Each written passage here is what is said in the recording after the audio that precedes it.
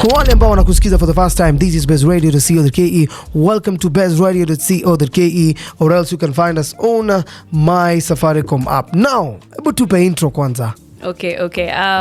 Hello, everybody. My name is Rachel Wakesho Zulu. I am, as Kido said, a content creator, a mama, a businesswoman, and yes, a champion for moms. That is my little passion project that I do, and I love. So this is basically me. I am family-oriented. I live in SA. I've been living there for since 2011. Wow. Yeah. It's been a while. But yeah, nimezoea huko sasa. But home is always home, guys. No matter if I get a chance, I'm always here. No matter what, even if it's for a couple of days, because I mean, home is best. Yeah. Welcome home. Thank you. 10 years, sio mchezo. How was the journey? Well, in the beginning, honestly, it was fun. I'm not gonna lie, because I went there during a good time, 2010, World Cup. I went there slightly before. I didn't do the World Cup because I got so homesick. I was telling my, I used to have relatives there, telling my auntie, no, I need to go home. Sikuzoea maisha ya maju, and then I got my varsity. I applied. I went for the interview. It was a design school. I got accepted, and then now I was ready now to go and live in 2011. Getting there, it was easy because nilikuwa na beshte yangu or a family friend who was already there, so that really helped me. And then I lived in a student accommodation area. Like your place, it was just students, so it's like you're in boarding lakini unaishi peke yako. So the vibes, as in party, sherehe, books. So I would say when I was in varsity, it's like I was living in a bubble.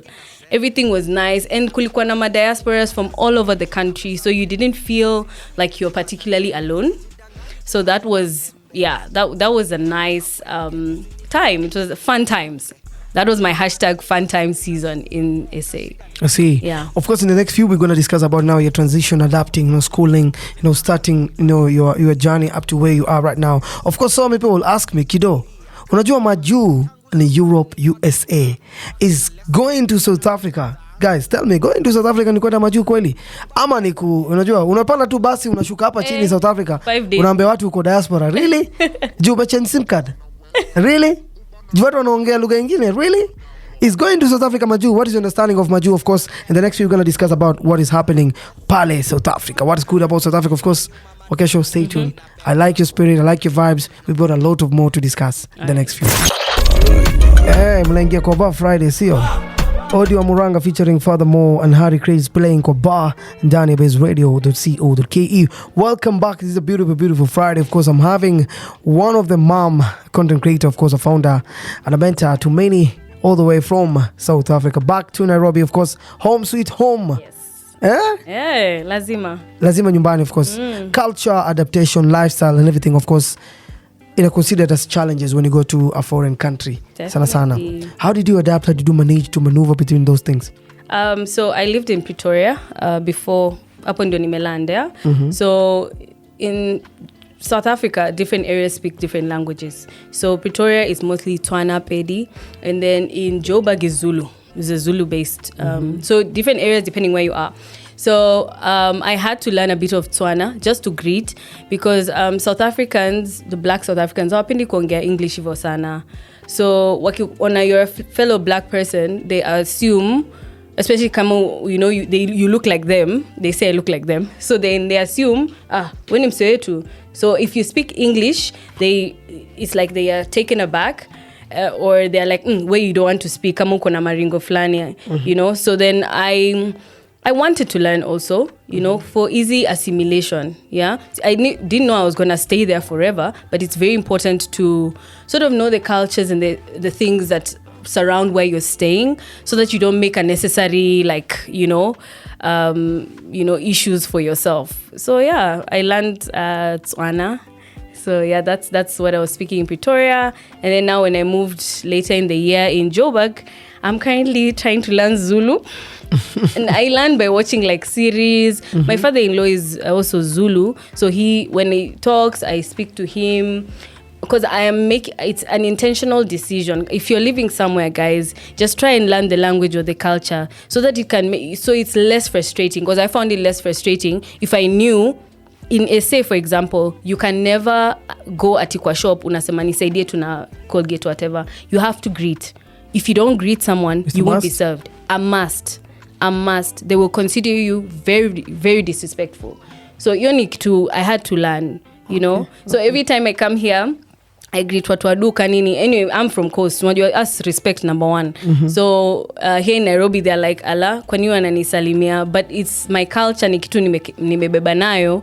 So yeah, I just carry it through. So you need those little things that you need to learn when you're in a certain area, so to make your life more comfortable. Okay.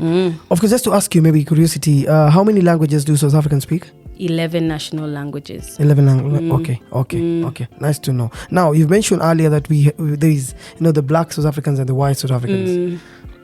Maybe just to make it clear for us to understand, I believe there are South Africans, all there are South Africans. They are all South Africans, right? So even if they're like African speaking, nationally they are South Africans. Okay. So it's just that kuna wale wanaongea like the African languages, Zulu, Xhosa, Pedi, and then there's the Afrikaans, but they're all considered South Africans. Oh, nice. Now, you had to manage to learn South African language to speak to the individuals, of course, community. Now with the school ongoing with you? Yeah. School wasn't so bad, to be honest, because you're with your fellow Kenyans. You know, Kenyans vile tunapendana. How many Kenyans are there in South Africa? Especially when you in Pretoria, in Hatfield, utapata kulikuwa na Kenyan society. We were having braais every semester, like every 3 months, and you get to meet your fellow East Africans. So that part of my life was not hard. Kuna wa Tanzania, wa Congolese, so you can even speak Swahili. That was it. But transitioning after school, that was the challenge. That was the challenge. Of course, in the next few, we will discuss about now what is the community, about Kenyan community. Of course, the Kenyan Society Association. What does it do for the Kenyans living in South Africa? Of course, those Kenyans in diaspora, you said it. It is considered as diaspora. How see you? Yeah. Bado, I'm sticking to it. Guys, hebu mniambie. Yaani mimi nichukue bag, nioge tu, nichukue ka flight. Nifike hapa chini. Nimeenda diaspora kweli? Sijatoka Afrika. South Africa is still in Africa, right? Wow. Ama mimi sija travel. I don't know, hey. Diaspora ni tusikie kile watasema basi. Haya, mtuambie hapa kwenye comments, sio? Welcome back. This is bezradio.co.ke, or else you can find us on my Safaricom app. My guest today ananipa vibes. Of course, ameniambia kidogo ukishatoka Kenya, ukienda huko nje kuwa considered huko diaspora. Of course, just want to understand this. I want to ask you this. There are so many Kenyans living abroad. Now, every country kuna hiyo community. I'm a Kenyan-based community in certain country. Kuna ile society. Unajua, how do you guys come up together? Because you need to live as Kenyans. Of course, sometimes una miss ugali, of course, everything. But at times you go to a foreign country, kuna zile sharia rules, regulation. You're looking for an opportunity, a chance, a job. Because of anything happens, of course, your community, this diaspora, want to come through for your life. Maybe you can take us through about that. So in the beginning, tulikuwa varsity. So tulikuwa tuna, actually I was not even in University of Pretoria. My friends were. And somehow I was just in the Kenyan society. And that's how I met my friends, my Kenyan friends, and all that. But now sasa tuko adulting sasa, you go and register kwa embassy. Our embassy is in Pretoria, so you go and actually register as a diaspora. Hii itakusaidia kwa sababu just in case there is an emergency situation kama COVID, kulikuwa na a lot of Kenyans that were taken back home. And the reason why they were able to be identified is because there was the diaspora database. So they were really pushing that for Kenyans. So yeah, we really spread the word, and most of the Kenyans wako hiyo diaspora database, because that's another way unaweza vote, for the president of Kenya. Yeah. Mi nilivote. Okay. So inasaidia sana. And then they always send you like flyers, news, blasts, nini. Yeah. Apart from that, do they support you? Kuna zile legals in case upatikane kwa noma umevunja sheria, zina come through, zina kusaidia? Yeah, obviously you hear some cases here and there. Remember, the embassy is like your country. So you can always go and seek for help. And they are there to also advise you and help you. Kulikuwa msee, he was aliswindoliwa na his car. Yeah, he was paying another Kenyan to get him a car from SA. So guys, mkifanya vitu kama hizo, you really need to be sure. Usiseme tu mse wangu ni Mkenya, but you've not seen the car, you've not seen the VIN. So now, long story short, 2 million Kenya shillings down, akarealize car ikam. So akapiga embassy. So they helped to like track down that thing and track down the Kenyan, because you know at kama, you know, we are all living in the diaspora, it's not good to take advantage of other people. So that's the importance of the embassy. What is the worst thing if you do in South Africa? For example, umevunja sheria, a Kenyan embassy will do for you? Like kuna zile negotiation tumurudishe home? Kuna negotiations za kukurudisha home, by the way. I know that for sure, and you just need to contact them, but also it depends on what you do. Because so that doesn't give you a get out of jail free card, and you understand. You're in an area, lazima ufuate sheria zao. So the Kenyan government can only do so much for you. So that's why ukiishi diaspora, my friend, try your best to just live according to, you know, the rules and everything. Of course, living abroad, living diaspora, it's very hard for one to attain maybe a work permit, a business permit, a citizenship, maybe residential permit. I don't know for your case, you sorted, because I know for sure ukikaa mahali more than 10 years, unajua mashimo shimo. Unajua Wakenya wakosangi ujanja. Yeah, Wakenya wakosangi, but like for me, my case, I was married there. So I automatically got not a citizenship or anything, just a visa for me to stay. But now I was not able to work. But now, hata mimi, kujanjaruka is very important. Uangalia ways where you can add on to your visa. And then also if you are, there are specific things they want. My engineers, doctors, those ones you will be given also PR. Because they want them. So pia we uangalie, kama we ni daktari, engineer, hizo makozi special, wanaweza kakupatia pia. Is the free visa working for Kenyans, and is it real? Like, is really real? It's real. My mom used it coming down. So basically you just get onto the plane, unafika, unapatiwa 30 days. Or however days that you need. Kama unakuja holiday kido, yeah. Of course, for Kenya wale South Africa, amna excuse. Walitoa visa, ticket ziko. Guys, mbona mwendi yese? Chat with me. Let me know. These plans, goals ni catch feelings ama ni catch flights. Welcome back. This is bestradio.co.ke. If you're tuning for the first time, you're missing out, because today I've learned something amazing, that ukitoka Kenya ujipati Tanzania ama South Africa, huko diaspora. So mtu aswahi kuambia hujawahi toka Kenya na ukaenda diaspora. Of course, we're here with amazing mom, Miss Wakesho, of course, motherhood, journey, parenting, you know, the pros and cons, you know. What is the secret of being a young mom? What is the journey of motherhood? The secret is God. Number one, well, there's motherhood. Well, I'll talk about my personal story, which is motherhood in the diaspora. So when I gave birth, my mom aliweza kukuja tu na hiyo 1 month visa. Unajua before we didn't have like those that you walk in and then you get a visa. So she was only able to come for 30 days. Now my baby alikata come before that time. So basically, by the time my mom, as in I gave birth, I only had my mom for 3 weeks. Alafu aende home. Because also she had like work and stuff like that. Okay. Yeah, it was rough.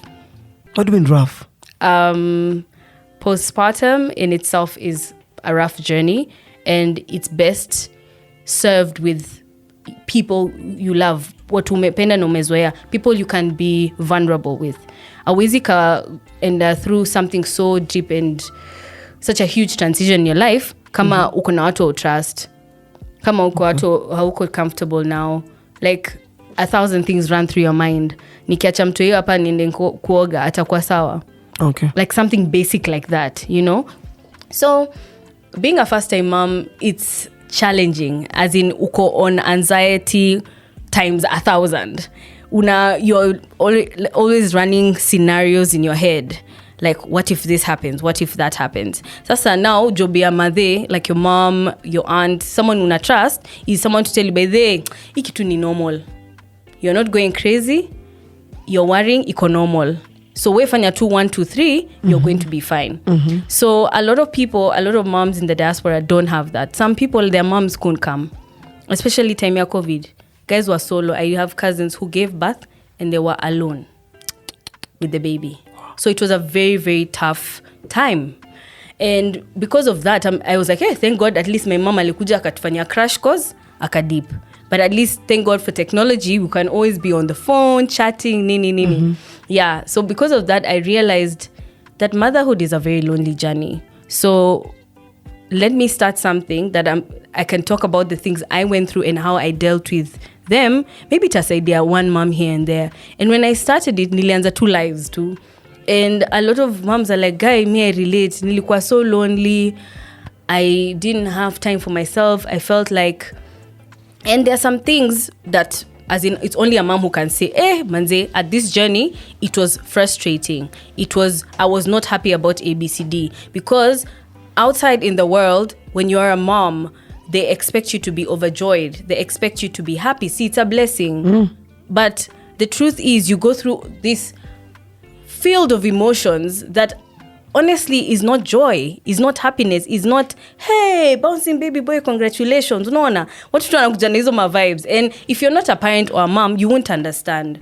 So then I was like, for the young moms, especially our time had to, like, our parents' time kulikuwa na hauzi, kulikuwa na your aunties, everyone anaweza tu kashika mtoto nini. But for us, we didn't have that. And that's why I decided to start the Mama Happy Hour. So to tell guys, this is what I went through and this is what I did. And it's okay to go through this. It's part of life. It's part of motherhood. Utatoka, survive, and you'll be happy again. You will see your child and you're like, you thank God. Because it's a beautiful, stressful journey. It's a roller coaster, you know? And you're allowed to have those feelings. Because in the African society, you're like, there are some places you're not even supposed to talk about your birth story, how you gave birth. Because some of them are traumatic. Hizo vitu zinaweza saidia mtu. True. Unajua, there are some things, even me, I walked into the labor ward, I'm like, why didn't anyone not tell me? Okay. We're here to find out more about your motherhood, of course, the journey, the pros and the cons, of course. Are there downfalls of having a child at a young age? Wacha tukamate kidogo mziki. You know, Ziki anasema na Tyrus zinatukama sana. I was one of the first friends who was married pregnant, and, you know, doing that whole thing of life and motherhood. And then I realized, siezi kuongea with my friends, my homies, about what I'm really going through. And the reason, sio because that I felt like they couldn't understand. Sikuwa nataka kuwafanyisha, like, to make them think that motherhood is so hard so that they don't do it. Sikuwa nataka kuwa discourage. So then I only had 3 mom friends. And those are the friends that I was holding on to. And even with them, tulikuwa tu tunaongea like surface level. How are you? How's the baby? Oh, what's the baby doing now? Juju tu. No deep conversations. Until one day, I think I was talking to my friend and I'm like, like there was a time in my life I was really depressed. Your time ya COVID, I didn't know when I was going home. I've given birth. My father doesn't know how my child looks like. My family hasn't seen my baby. The only person is my mom. And you know that time of COVID, it was like, we were not sure when it was going to come to an end.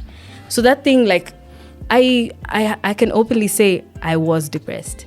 So I felt like I was living in like motions. At some point I didn't know what day it was, because I was just keeping the routine. In my head, I'm like, I need to keep this baby alive. I need to like just be okay for her. And honestly, she was my driving force.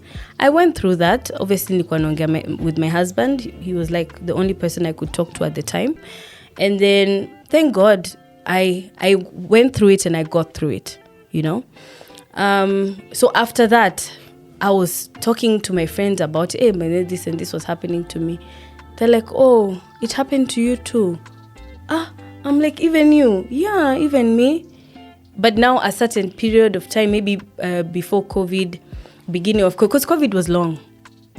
And it's like, yeah, I was so depressed because of 1, 2, 3. And now talking about it like with your kid, because they're like, are you then stable enough to take care of your child? So those are things that we are scared to say, Miss Kosawa. But now you're scared they're going to take your baby. So and we are so normalized to be like, kali your story, nyamaza tu, you don't need to talk about it, you know. you just thank God at least uko na mtoi. Kuna watu wengi walikuwa nataka watoi na wana, you know. So there was a lot of that. And so the more I kept talking to people about what was happening in my life. Before I had a baby, I had an ectopic pregnancy. I lost a baby. And then the one lady, tumekuwa friends for long. I put it out on Instagram. She's like, oh, that happened to me too 2 years ago. I'm like, we are chatting on WhatsApp.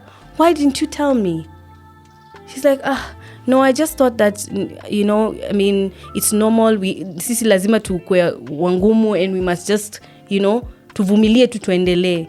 But no, talking to someone about it inasaidia kunormalize these conversations. That's why I started the Mama Happy Hour.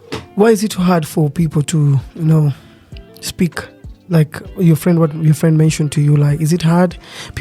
Is there a fear of something?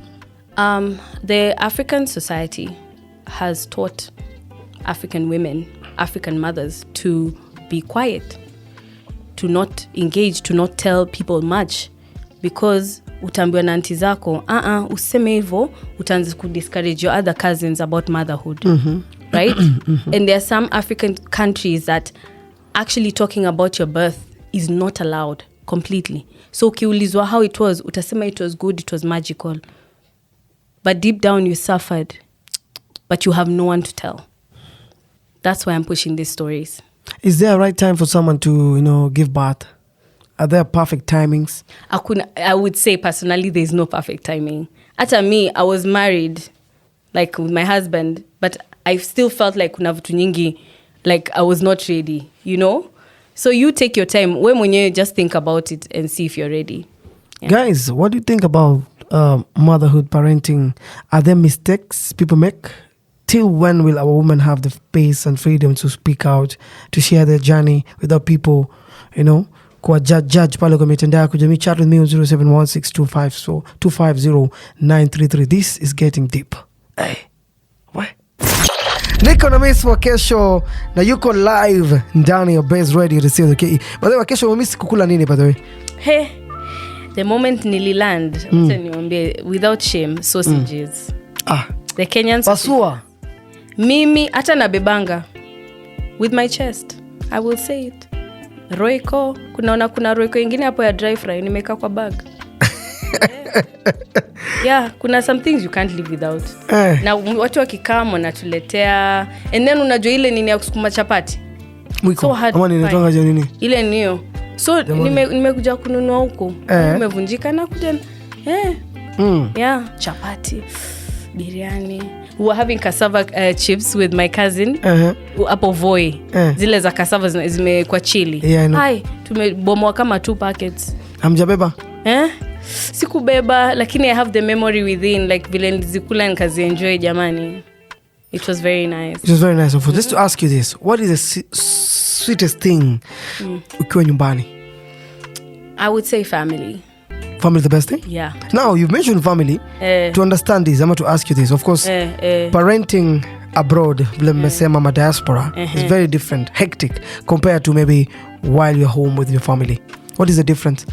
Adaptation? Yeah. Parenting in the diaspora, we sort of know that we are alone. Hiyo ndio baseline yako. So whatever you do in terms of like your scheduling and everything, you have to plan it around your baby and plan it around whoever anakusaidia na mtoto. Maybe anaenda at 4 o'clock. And you know, whatever you do, your errands has to be between 8 and 4. Akienda, you have to be back at home to take care of your child. And by those people, some people wakifika 4 o'clock wanaweza hata kuacha mtoto wako. So you have to be like always on edge, because ukiachia kazi yako mtoi au utakuwa unasema yuko sawa. So it makes you do these things. Hata some people even to their child they say mimi niko na nani kam nikitoka, because they are like, hey, we need to now, you know, make sure our children are okay. So you basically like create a system around like yourself, where your hubby, your nuclear family becomes your support. And what I did personally is now extend my support with friends, even if we are not Kenyans, as in I have friends from Congo. My neighbor, she's Congolese, and our husbands are very good friends. So sometimes I'm like, hey, can we do a play date? You're inasaidia. Okay. Watoto wanacheza. You also get to relax and talk to a fellow mom. kwako side yako vitu zinaendaje, you know, una get encouragement, mnacheka kidogo, and then so it's different. Lakini in Nairobi, I have my cousins, I have my family, or unaweza ka talk about even Kenya, unaweza ka parent watu your child Nairobi and then watu wako Ocha. So obviously if you are at home where your mother is, you feel safer. Okay. That's the truth. Of course, now, just to understand this, also, me, I've seen so many friends of mine, Mungu akiwapatia watoto, wanawaleta back home. Is it for education? Is it hard for someone to raise maybe a kid abroad, diaspora, maybe education? Unajua pia nani, ukimhaya pale kwa nyumba, assuming uko job, it's kinda expensive. Yeah, some of us have had very traumatic nanny experiences.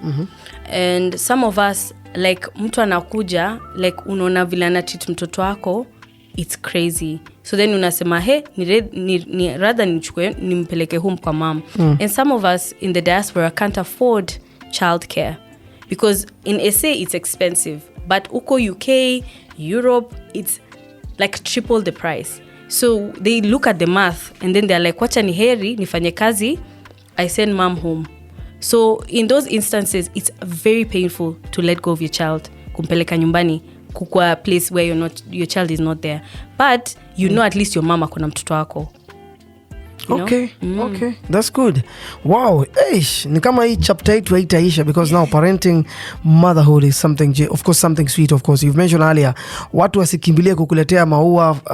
Congratulations. They don't know what you're going through. Even men go through. Men go through it too. So by the way, ukikuwa na your friend ame give birth nini, unaweza enda, like, you obviously get something for the baby, but one thing that I encourage people is to get something for the mom too. Muulize we unataka, so at least they can feel like they are being seen. All right.